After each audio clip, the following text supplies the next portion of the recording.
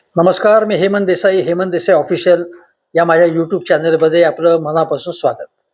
मित्रांनो, नवी दिल्लीचे माजी मुख्यमंत्री अरविंद केजरीवाल जे आम आदमी पक्षाचे संस्थापक आहेत, त्यांची सुटका झालेली आहे. ते मुख्यमंत्री असतानाच त्यांना फरफटत तुरुंगात टाकलं होतं आणि त्यामुळे भारतीय जनता पक्ष आणि त्यांच्या जे काही पालखी वाहतात त्या सगळ्यांना कमालीचा आनंद झाला होता, विकृत आनंद झाला होता. आम आदमी पक्षाचे 5 बडे नेते या मंडळींनी तुरुंगात टाकले. 5-5 महिने मनीष सिसोदियांना तर 2-2 वर्ष तुरुंगात टाकलं. संजय सिंगनं तुरुंगात टाकलं. अरविंद केजरीवाल यांना तुरुंगात टाकलं. पूरी सरकार शराब में डुबी हुई थी असं पंतप्रधान नरेंद्र मोदी लोकसभा राज्यसभा जिथे जागा मिळेल तिथे बोलत होते आणि या सरकारला, नवी दिल्ली मधल्या आम आदमी सरकारला बदनाम करत होते. आज मात्र त्यांना न्याय मिळाला आहे. सत्य परेशान हो सकता है लेकिन पराजित नहीं हो सकता. सत्याचा विजय झालेला आहे. आम आदमी पक्षाचा विजय झालाय तो. केजरीवाल, सिसोदिया, संजय सिंग आणि अनेकांचा विजय झालाय. जे अण्णा हजारे भारतीय जनता पक्षाच्या तालावर नाचत होते आणि अरविंद केजरीवाल यांना नावं ठेवत होते. अरविंद केजरीवाल यांना शिक्षा झाल्यानंतर त्यांना आनंद झाला असावा असं एकूण त्यांच्या प्रतिक्रियेवर वाटत होतं. ते आज अचानक पुन्हा प्रकट झाले आणि म्हणाले की तेव्हा मी बोललो होतो, तेव्हा न्यायालयाचं जजमेंट आलं नव्हतं. न्यायालयाचं जजमेंट आलं नव्हतं. भारतीय जनता पक्षाची कशा प्रकारच्या चाली असतात हे तुम्हाला माहिती होतं. मग तुम्ही तेव्हाच प्रतिक्रिया का देत होतात केजरीवाल यांच्या विरोधात?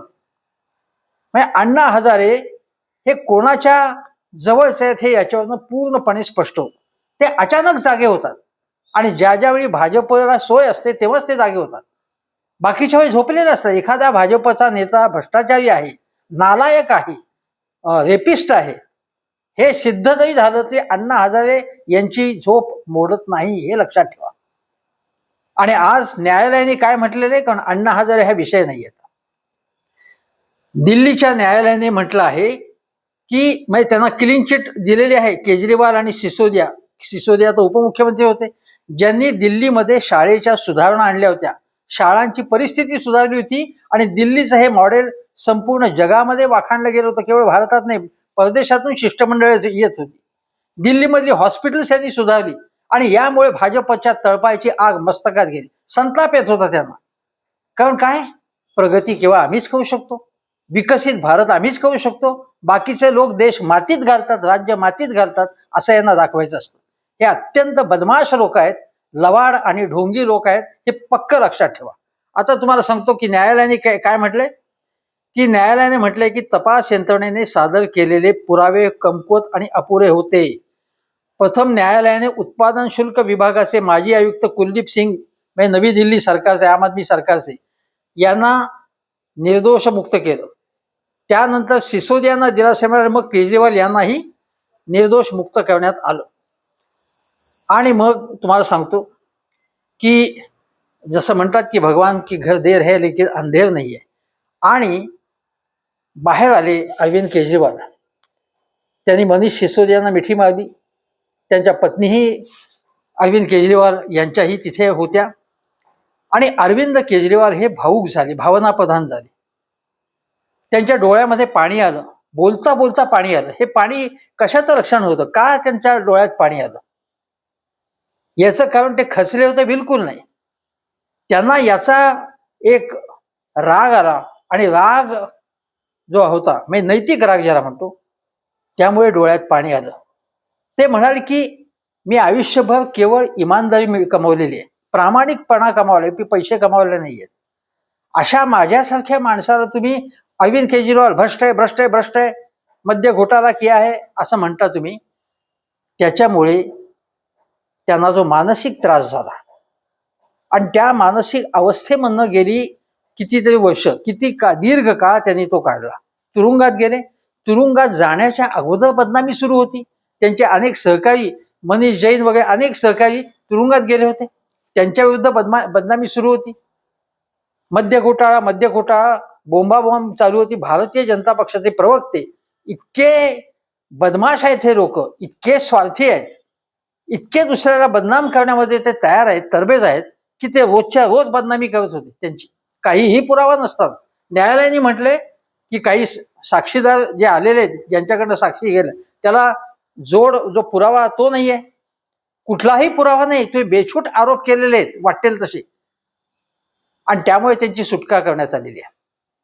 आता हे म्हणतात म्हणे आम्ही यांच्या विरोधात पुन्हा वरच्या कोर्टात जाऊ वगैरे, त्याला काहीही अर्थ नाही असं न्यायालयाने सुद्धा म्हटलेलं आहे.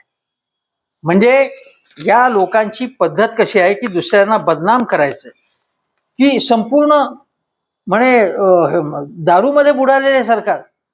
अरविंद केजरीवाल यांना प्रथम तुम्हाला सांगतो, मुख्यमंत्री असताना त्यांना सातत्याने जे नायब राज्यपाल असतात, जे भारतीय जनता पक्षानेच नेमलेले, म्हणजे केंद्र सरकार मोदी सरकारने नेमलेले, कारण मोदी सरकारला काय सलत होतं, अरे सगळी देशात आपली सत्ता आहे, दिल्ली राजधानी तिथे यांचं कसं सरकार, तिथे आपला का पराभव होतोय, पुन्हा पुन्हा ते काय निवडून येत आहेत.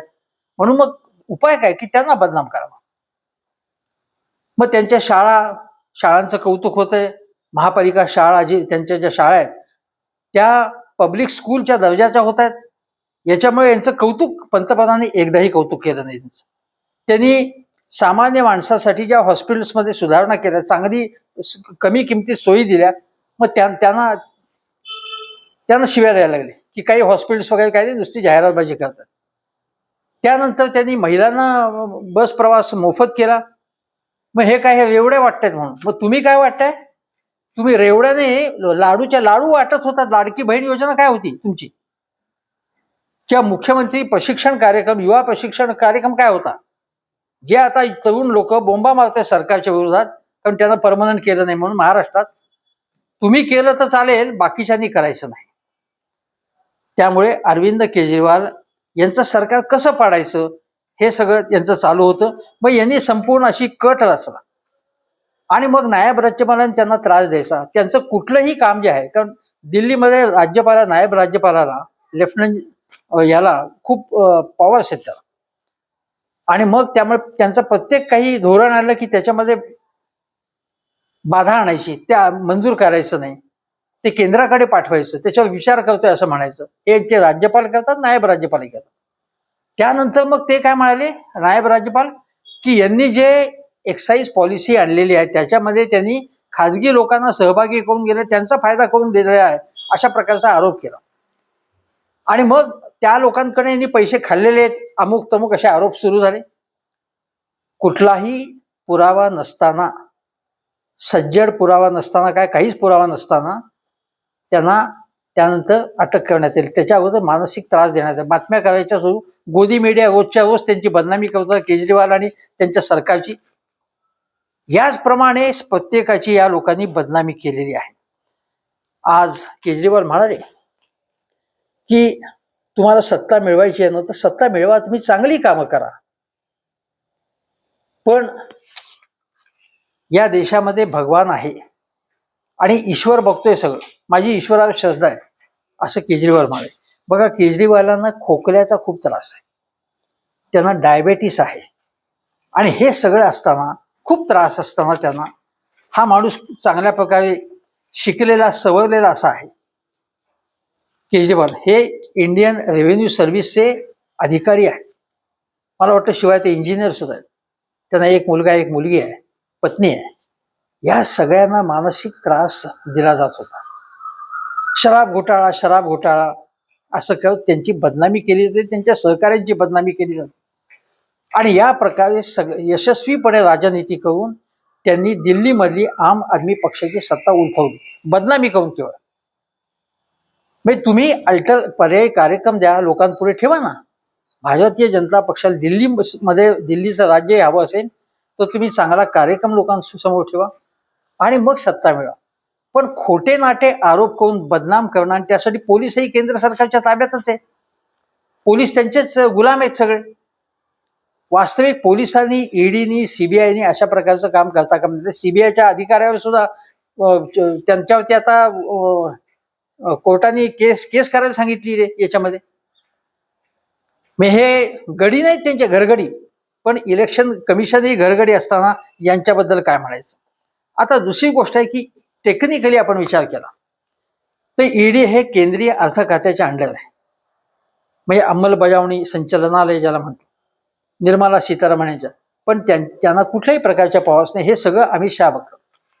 आता माझं म्हणणं आहे की इतक्या थपडा खाल्ल्यानंतर, न्यायालयाने अक्षरशः बिनपाण्याने हजामत केल्यानंतर, खरं म्हणजे पंतप्रधान नरेंद्र मोदी, केंद्रीय गृहमंत्री अमित शहा यांनी माफी मागितली पाहिजे.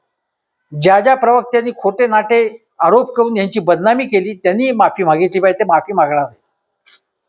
या अमित शहा यांच्या काळामध्ये किती काय काय गोष्टी म्हणजे झाल्या की ज्या पूर्णपणे त्यांची अकार्यक्षमता दर्शवतात.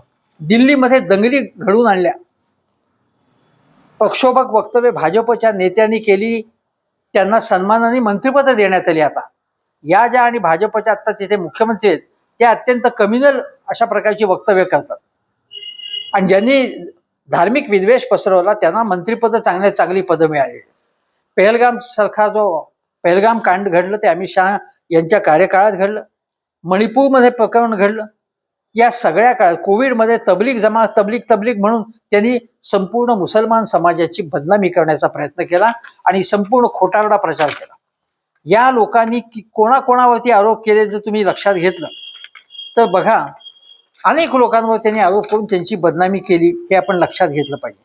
त्याच्यामध्ये तुम्हाला सांगतो, आपल्याला पटकन आठवतंय, जर हेमंत सोरेन झारखंडच्या निवडणुका असतानाच त्यांना तुरुंगात टाकलं. त्यांनी दुसरे मुख्यमंत्री बसवले तिथे, ते हेमंत सोरेन यांचे सहकारी होते. हेमंत सोरेन यांनी सांगितलं की तुम्ही घ्या, आणि मग त्यांनाच त्यांनी भाजपत आणलं.